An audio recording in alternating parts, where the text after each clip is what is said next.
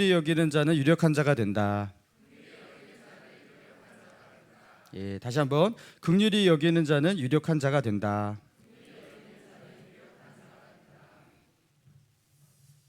우리 마이크 볼륨 조금만 올려주세요. 우리 긍휼히 여기는 자는 유력한 자가 된다라는 제목으로 오늘 본문의 말씀 중심으로 또 하나님의 은혜 나누기 원합니다. 자, 보아스는 룻에게 기업 물을 자가 되기 위해서 자신보다 더 가까운 친족을 먼저 만나야 한다고 하죠. 자, 그래서 그 친족의 이름을 알 수가 없어요. 그 친족의 이름을 아무개라고 불렀어요. 아무개가 이름이 아니라 이름을 거명하지 않겠다라는 겁니다. 자, 그 아무개가 어떻게 반응합니까? 내 기업에 손해가 있을까 하여 나는 물으지 못하겠노라. 내가 물을 것을 네가 물으라. 자, 그러면서 자신이 해야 할 그 의무를 권한이기도 하고 의무인 그 기업 물을 자가 되는 그 의무와 권한을 보아스에게 넘깁니다. 자, 그래서 보아스가 내가 그것을 물으겠다 이렇게 선포를 하게 되죠. 자, 그러면서 이 기업 물을 자의 그 의무가 있었던 더 가까운 친족이었던 이 아무개는요, 성경에서 이름을 밝혀줄 수 없는 역사 속에 아무개로 역사의 길이 남는 수치스러운 일을 당하게 됩니다. 자, 그러면서 이어지는 일입니다. 자, 7절 보니까 옛적 이스라엘 중에 모든 것을 물으거나 교환한 일을 확정하기 위하여 사람이 그의 신을 벗어 그의 이웃에게 주더니 이것이 이스라엘 중에 증명하는 전례가 된지라. 이에 기업 물을 자가 보아스에게 이르되 내가 너를 위하여 살아 하고 그 신을 벗는지라. 자, 교환하는 일을 확정하기 위해서 신을 벗어서 상대방에게 주었다고 합니다. 이게 전통이 되었다, 이렇게 전례가 되었다 이렇게 말하고 있는데요. 사실 이것을 그냥 그들 가운데서 피어난 그냥 독특한 그냥 문화가 아니라 성경적 기원이 있는 것이었어요. 신명기 25장에 보면 고엘 기업 물을 자가 되어주는 그 제도, 이것을 말하면서 이제 계대 결혼을 언급하고 있는데요. 신명기 25장의 계대 결혼의 규례를 짧게 요약하자면 자기 형제 중에서 그 형제가 결혼을 했는데 아이를 낳지 못하고 그렇게 죽었어요. 후사가 없어요. 그러면 죽은 그 망자가 된 형제를 위해서 내가 그 죽은 형제의 그 아내를 나의 아내로 취하여서 그의 이름으로 후사를 낳게 하고 그리고 그의 기업이 끊어지지 않도록 그렇게 하는 거, 이게 이제 계대 결혼 고엘 제도였습니다. 자, 그런데 이게 결혼을 하는 거 여러분 이게 쉬운 게 아니잖아요, 그죠? 그렇게 해야 된다 이렇게 말하지만은 그걸 강제할 수는 없는 거잖아요. 그래서 그것을 거부할 수 있는 권한도 있었습니다. 율법에 의해서 명한 계대 결혼이지만 그것을 거부할 수 있는 권한이 있었어요. 대신에 수치와 모욕을 당해야 했습니다. 그래서 그것을 거부하는 자에게는요, 그 망자의 아내가 된 뭐 형수일 수도 있고요, 그 아내가 그 사람의 신을 벗깁니다. 벗겨가지고 그 신을 벗기는 게 이제 수치예요. 그 사람의 어떤 그 권위, 힘 이런 것들을 빼앗아가는 그런 느낌인 거예요. 그러면서 이렇게 말을 해요. 그 얼굴에 침을 뱉으라고 그랬어요. 그 고해를 거부하는 사람의 얼굴에 침을 뱉고 그의 형제의 집 세우기를 즐겨 아니하는 자, 그리고 잘하고 그렇게 비난을 하는 거예요. 그리고 신 벗김을 받은 자의 집이라고 동네 사람들은 그 집을 일컬을 때 신 벗김 받은 자의 집이다 이렇게 말하라는 거예요. 그러니까 참 이 고해를, 이 계대 결혼의 의무를 행치 않는 사람은요, 이런 수치와 모욕을 평생 안고 살아가야 되는 거예요. 그러나 거부할 수는 있었어요. 그것을 받으면 돼, 그 모욕을 받으면 되는 거예요. 여러분, 그런데 이 계대 결혼이라든지 기업 물을 자가 되는 이 고엘 제도는 현실 속에서 정말로 실행이 잘 되었다? 안 되었다? 예, 안 되었다. 왜냐하면 너무 부담이 되니까 아무도 하지 않는 거예요. 그러니까 고해를 이행하지 않았다고 그 사람에게 수치와 모욕을 주는, 불명예를 안겨주는 그 일도 하지 않았겠죠. 하지 않았습니다. 그래서 지금 신명기 25장에 나와 있는 고해를 거부하는 자, 계대 결혼을 거부하는 자에게 그렇게 막 신을 벗기고 얼굴에 막 침을 뱉고 막 그 사람을 막 그렇게 수치스럽게 부르고 이런 것들은 하지 않을지언정 신 정도는 벗겼던 겁니다. 신 정도는 벗기면서 그 사람이 가지고 있는 의무와 권한이 이제 그에게서 떠났다라는 의미로 그렇게 했던 겁니다. 자, 그래서 지금 신을 벗겨서 상대에게 건냄을 통해서 자신이 가진 권한과 의무가 상대에게 넘어가는 여러분 그런 걸로 그렇게 남아 있던 거죠. 자, 그러면서 엘리멜렉에 가까운 친족이 자신의 신을 벗어서 보아스에게 그렇게 건네면서 기업 물을 자가 될 수 있는 의무, 권한 이 모든 것을 보아스에게 그렇게 넘깁니다. 자, 그리고 보아스가 말하죠. 9절. 보아스가 장로들과 모든 백성에게 이르되 내가 엘리멜렉과 기럐과 말론에게 있던 모든 것을 나오미의 손에서 산 일에 너희가 오늘 증인이 되었고 또 말론의 아내 모압 여인 룻을 사서 나의 아내로 맞이하고 그의 죽은 자의 기업을 그의 이름으로 세워 그의 이름이 그의 형제 중과 그곳 성문에서 끊어지지 아니하게 하매 너희가 오늘 증인이 되었느니라. 자, 자신이 룻과 결혼을 해서 그녀를 자신의 아내로 맞아들이겠다. 그리고 죽은 자의 그 기업을 그의 이름으로 그렇게 세워서 그 이름이 죽은 자가 그 성 안에서 끊어진 일이 없도록 그렇게 하겠다. 그렇게 선언을 합니다. 자, 그리고 이것을 이제 누가 듣고 있었어요? 10명의 초청된 장로들이 듣고 있었고 그 성문을 지나던 백성들이 이게 흔치 않는 일이거든요. 이거 굉장한 구경거리 아니겠습니까? 그죠? 그리고 이게 이 고엘 제도가 정말로 이렇게 이루어진다고 하면서 사람들이 막 모여든 거예요. 그러니까 그 백성들이 이것을 다 지켜본 겁니다. 자, 그 성문에 있던 장로와 백성들이 이제는요 어떻게 반응하면서 이 보아스를 축복하는지 한번 봅시다. 11절 같이 읽습니다. 시작. 성문에 있는 모든 백성과 장로들이 이르되 우리가 증인이 되나니 여호와께서 내 집에 들어가는 여인으로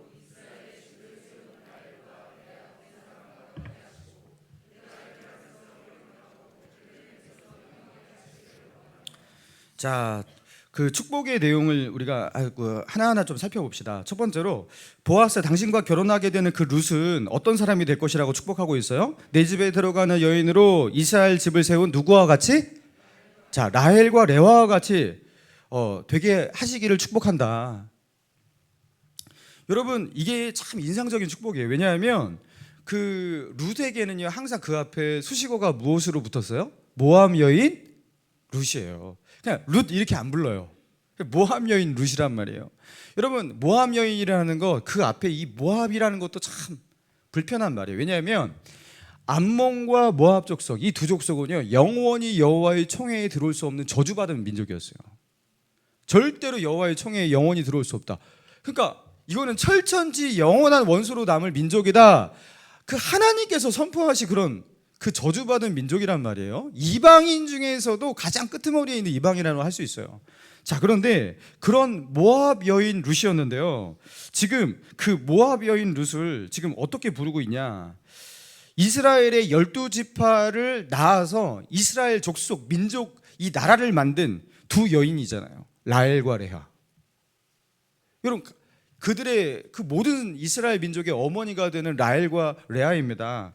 여러분 그런데 이스라엘의 그 12지파를 낳은 라헬과 레아 같은 사람이 바로 룻이 되라고, 룻이 그런 사람이 될 것이라고 그렇게 축복을 하고 있는 거예요. 여러분 룻은 이제는요 모압 여인 룻, 이게 앞에 모압 여인 이 딱지가 떼진 거예요. 이 딱지가 떼지는 것뿐만 아니라 그는 이제 이스라엘 사회의 중심, 이스라엘 민족의 중심이 되어서 어떻게 되는 거예요? 라헬과 레아와 같은 그죠? 이 민족의 어머니가 될 것이다. 이렇게 축복을 받고 있는 거예요. 여러분 이게 얼마나 그 룻이 이 말을 들었다면 여러분 얼마나 이게 감격스러웠을까요? 자, 그리고 이어지는 축복의 말을 봅시다. 자, 11장 중간에 보니까 내가 이게 보아스를 말하는 거죠. 내가 에브랏에서 유력하고 베들레헴에서 유명하게 하시기를 원하며 하나님께서 너를 에브랏에서 베들레헴에서 유명하게 하시기를 원한다. 자, 에브랏은 베들레헴의 옛지명 이름입니다. 자, 그러니까 이스라엘 민족이 가나안 땅에 그렇게 딱 들어와 살게 되면서 에브랏이라는 옛 지명, 베들레헴의 옛 지명을 이제 베들레헴이라고 고쳐서 그렇게 부르기 시작한 거죠. 자, 그래서 에브랏에서 베들레헴에서 같은 말이죠. 자, 거기서 내가 유력하고 유명해지기를 원한다 이렇게 하고 있는 거예요. 여러분 그런데 보아스는 지금은 굉장히 미천하고 힘이 없고 그런 사람이었습니까? 그렇지 않아요. 룻기 2장 1절에 보니까 나오미의 남편 엘리멜렉의 친족 중에 유력한 자가 친족으로 있으니 그의 이름은 누구다? 보아스더라. 그러니까 그 베들레헴에서 이미 유력한 자로 있었던 사람이 보아스였습니다. 그래서 이 보리추수 타작마당에서 막 이렇게 보리추수도 하고 많은 일꾼들을 고용해서 막 거기서 일도 하고 그렇게 하지 않습니까? 자, 그런데 이 보아스가 그동안 가지고 있었던 자신의 그 유력함, 그죠? 힘이 있는 사람, 재력도 풍성한 사람, 그런 사람이었는데 더 유력한 자가 되기를 그렇게 축복을 받았던 거예요. 여러분, 보아스가 정말로 더 유력한 자가 되었습니까? 더 유명한 자가 되었습니까? 예, 그랬죠. 보아스는 더 유력하고 더 유명한 자가 되었어요. 앞으로 그렇게 됩니다. 여러분, 뒤에 보니까 이제 족보가 룻기 마지막에 보면 족보가 잠깐 나오는데요.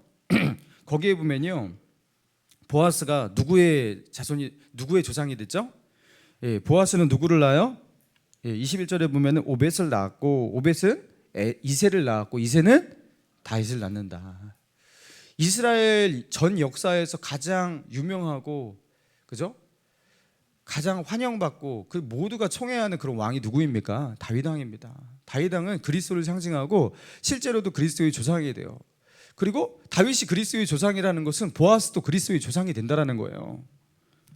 여러분, 그러니까 이 유력하다, 유명하다라는 이 단어를 뛰어넘는 정말로 유명하고 유력한 자가 된 거예요. 성경에도 이렇게 기록이 되잖아요. 자, 그러면서 우리가 마지막 축복을 읽어봅시다. 12절 보니까 12절 같이 읽습니다. 시작. 여호와께서 이 젊은 여자로 말미암아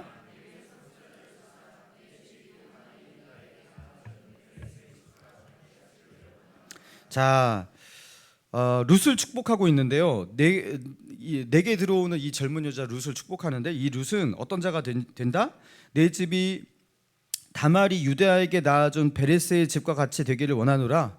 그 룻이 다말과 같은 역할을 해서 유다에게 다말이 그 베레스를 낳아주거든요.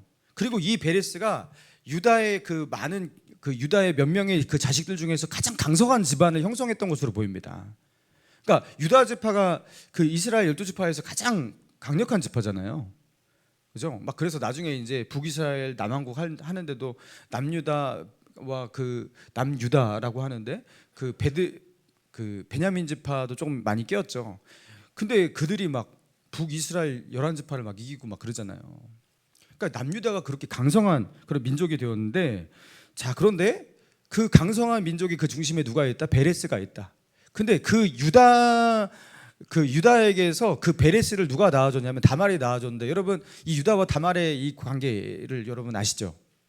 이걸 다시 설명을 해야 되나요? 옛날에 몇 년 전에 설교한 적이 있는데, 그죠? 창세기 38장 이거를 설명하기가 참 낯뜨거울 정도로 아시잖아요. 시아버지 며느리, 그래서 계대 결혼을 시켜줘야 되는데 시아버지가 약속해놓고 그 막내 아들 셀라가 다 장성했는데도 계대 결혼 안 시켜주고 대를 잇게 안 해주니까 이 다말이 과감한 결단을 해갖고 그렇게 했다. 뭐 그거 아시죠? 예, 집에 가서 읽어보시기 바랍니다. 이걸 저희가 설교까지 했지만 다시 설명하기가 싫습니다.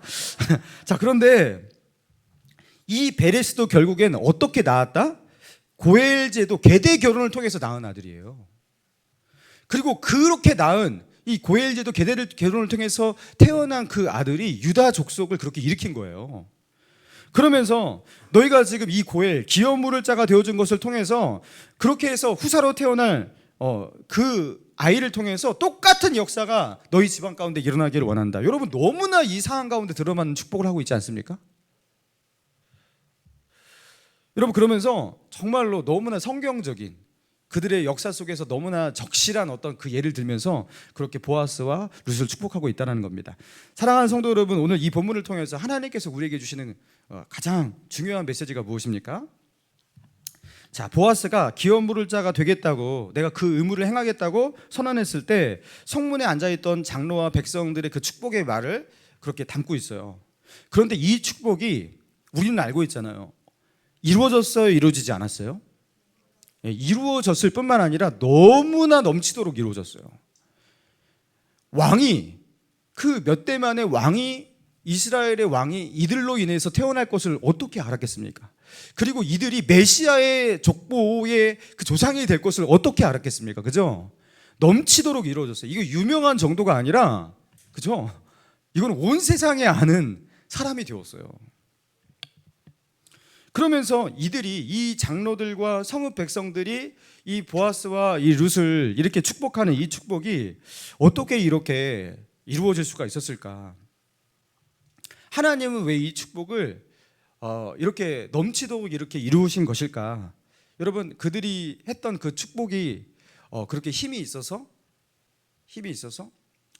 여러분 사실 이 축복은요 하나님께서 이들을 축복하고자 하시는 그 하나님의 마음을 이 성읍의 장로들과 백성들의 입술을 통해서 대신 표현한 겁니다. 하나님이 사실 이 마음으로 그들을 그렇게 축복하고 계시다라는 거예요. 그러면서 하나님의 이 축복이 이 성읍의 장로들과 백성들의 그 입술을 통해서 그들에게 그렇게 들려졌던 거죠. 자, 그러면서 하나님이 보아스와 룻을 향해서 넘치는 은혜를 주시고 계시는데, 여러분 룻기의 주제가 이제 한 단어로 뭐라고 그랬죠? 히브리어 헤세드라고 그랬죠, 그죠? 이제 헤세드는 잊어먹지 않을 거예요, 그죠? 자, 그런데 이 헤세드라는 단어가 룻기에 몇 번 나올까요? 알 수가 없죠. 예, 이거는 이제 원어에서 이제 검색해서 찾아보면 룻기에 총 3번 나옵니다. 헤세드가 3번 반복돼서 나오는데 룻기 1장 8절 한번 펴볼 수 있는 분 펴보세요. 룻기 1장 8절에 보니까 나오미가 두 며느리에게 이르되 너희는 각기 너희 어머니의 집으로 돌아가라. 너희가 죽은 자들과 나를 선대한 것 같이 할 때, 이 선대하다가 헤세드예요. 선대한 것 같이 여호와께서 너희를 선대하시기를 원하며. 자, 그리고 룻기 2장 20절 나오미가 자기 며느리에게 이르되 그가 여호와께로부터 복받기를 원하노라. 그가 살아있는 자와 죽은 자에게 은혜 베풀기를 그치지 아니하노다 했을 때 은혜라는 이 단어가 헤세드예요. 아까는 선대하다라고 번역됐는데 여기서는 은혜라고 번역이 되었던 거죠, 그죠? 그리고 룻기 3장 10절입니다. 그가 이르되 내 딸아 여호와께서 내게 복 주시기를 원하노라. 내가 가난하건 부하건 젊은 자를 따르지 아니하였으니 내가 베푼 인애가 할 때 인애가 헤세드예요. 여러분 번역이 왜 다 다르죠? 원문에 있는 단어는 헤세드 똑같은데 지금 보세요. 선대하다, 은혜를 베풀다, 은혜, 그리고 인애. 왜 이렇게 다르게 번역이 되냐라는 거예요. 여러분 헤세드가 이렇게 문맥에 따라서 이렇게도 저렇게도 번역될 수 있는 그런 단어라는 거예요. 그렇죠?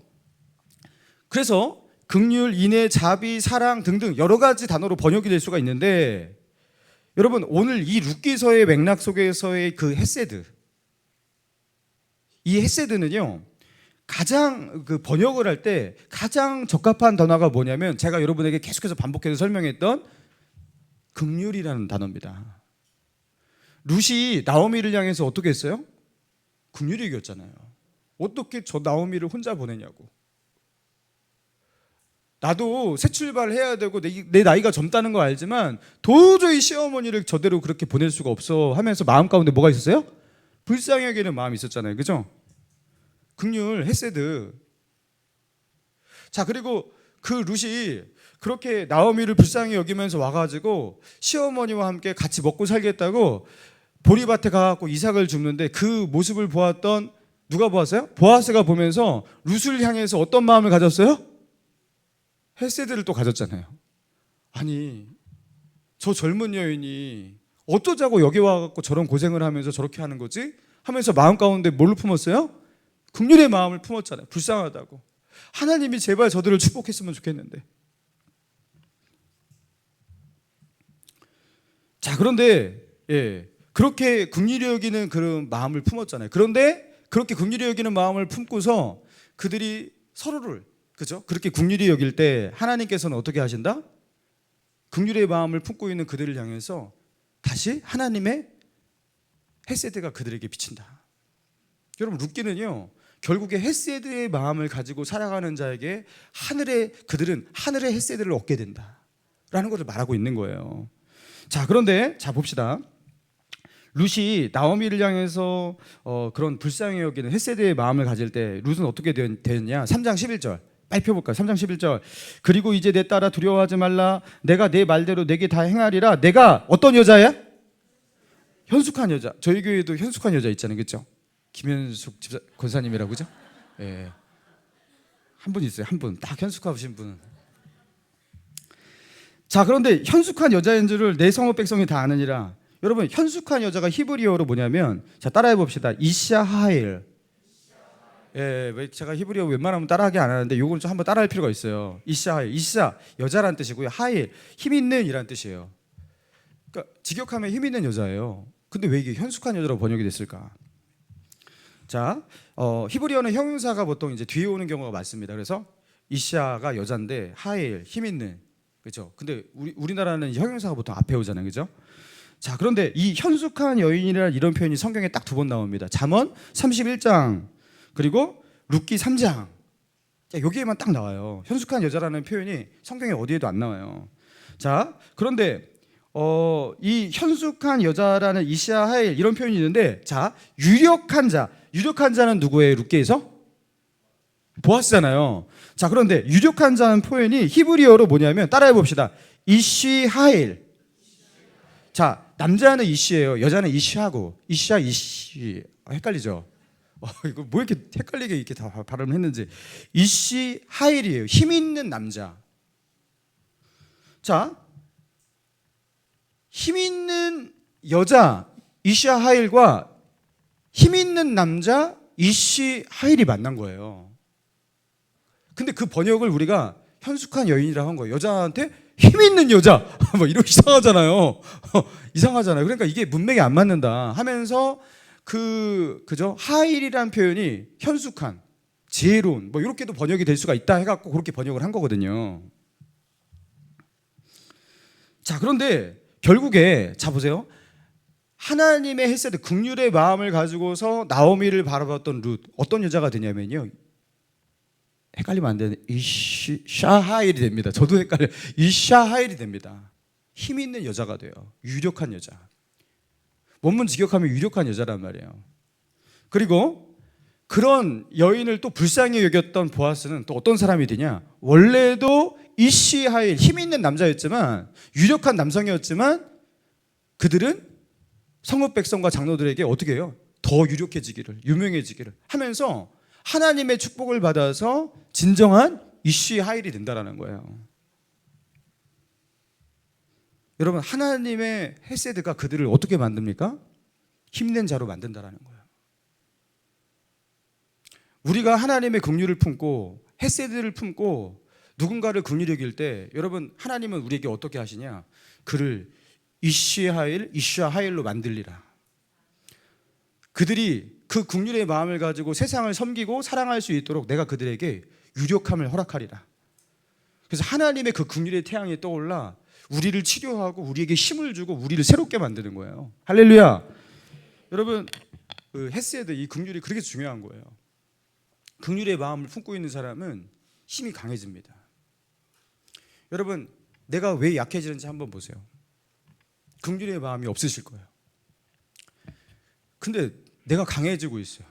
힘이 있어지고 있어요. 내 팔뚝에 막 힘이 북북북 솟아나고 의지력이 막 생기고 그래요.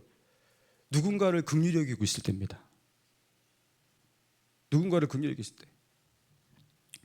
여러분, 저는 목감신일교회 여러분 하나님께서 이렇게 은혜 주셔서 참 이렇게 성도들도 이렇게 많이 오시고 예배하고 있는데 저는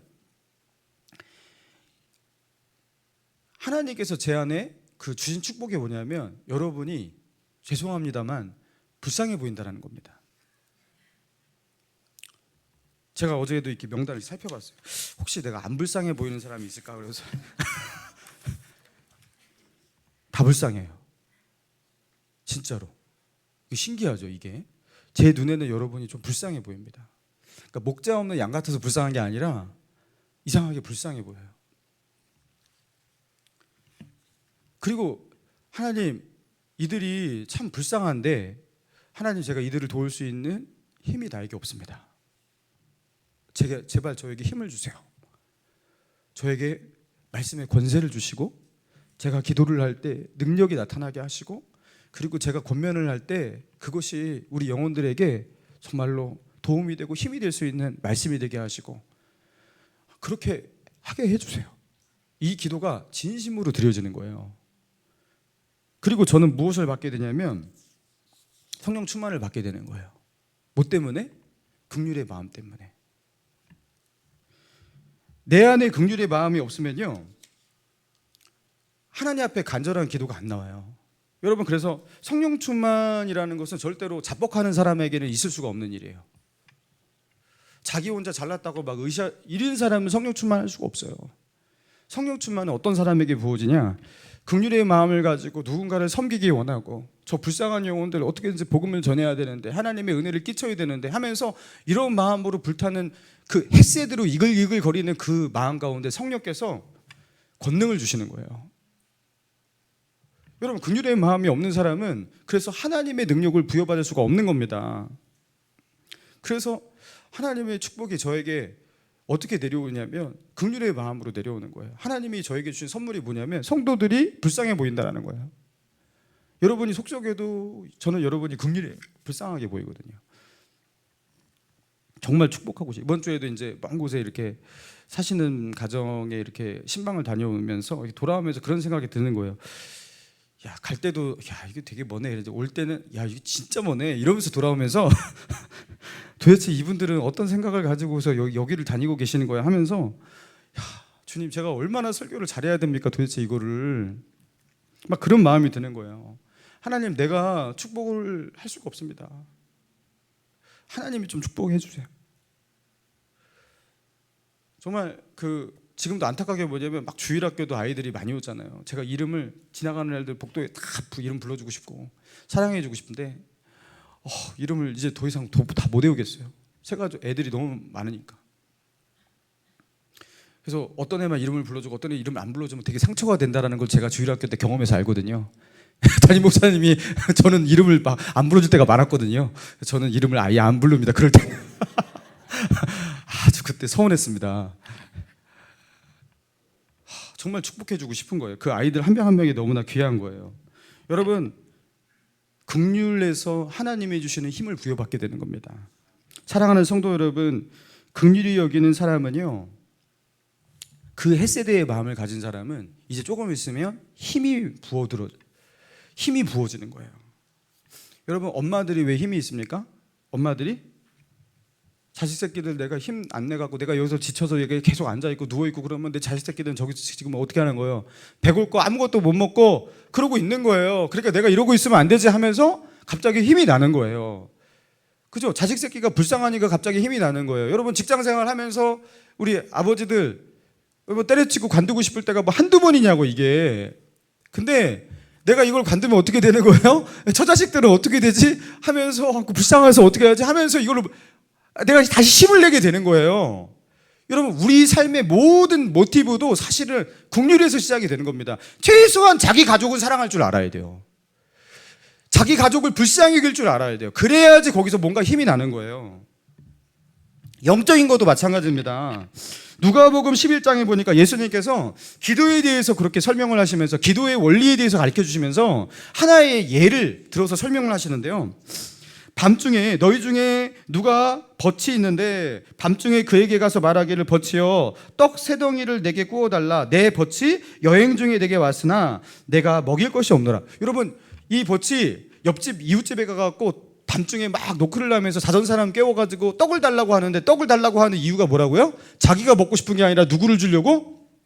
밤중에 여행 중에 자기를 찾아온 친구가 있는데 나의 벗이 있는데 나는 그 친구에게 먹일 떡이 없다고.